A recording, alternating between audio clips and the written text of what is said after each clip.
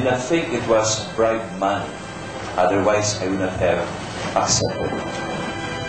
Bribery allegations once more came to fore soon after a new impeachment complaint was filed against the president.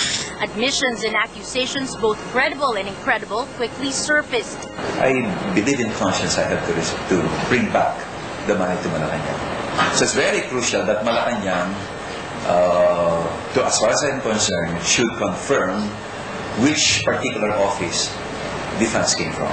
Kung magsasuffer ang province dahil dito, sana wag mangyari. No? Sana wag mangyari.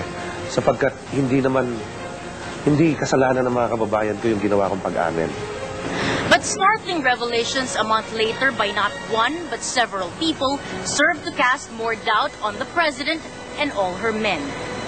Ang mga probinsya, we have our own allocation for that. At mandatory sa amin na magbigay ng depende sa size ng province. May mga members kami